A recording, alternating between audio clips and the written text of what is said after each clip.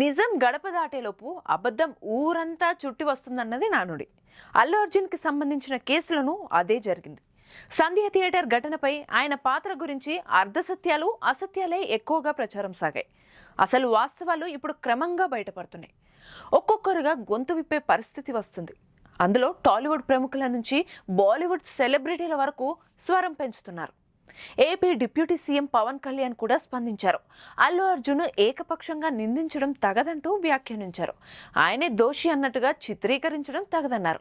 ఒక వ్యక్తికి ఆపాదించే ప్రయత్నం సరికాదన్నారు.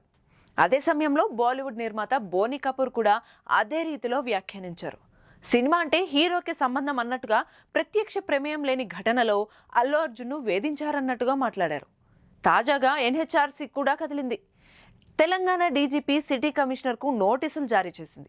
పోలీసుల వైఫల్యాన్ని ప్రశ్నించింది. లాఠీచార్జ్ చేసిన తీరు మీద ఆగ్రహించింది. నోటీసులకు 4 వారాల్లో సమాధానాలు ఇవ్వాలని ఆదేశించింది. దాంతో పోలీసులు భద్రతా వైఫల్యం బయటపడే అవకాశం ఉంది. సీనియర్ అడ్వకేట్ పిటిషన్తో ఎన్హెచ్ఆర్సీ జారీ చేసిన నోటీసుల అంశం పోలీసుల మెడకు చుట్టుకునే అవకాశం ఉంది.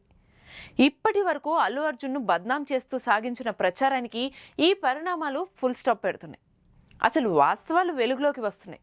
కానీ అదే సమయంలో ఇంటర్నేషనల్గా ఎంటర్టైన్మెంట్ క్యాపిటల్గా ఎదిగే ప్రయత్నంలో ఉన్న హైదరాబాద్ ఇమేజ్కి ఇవన్నీ చేటు తెస్తాయనే వాదన బలపడుతోంది.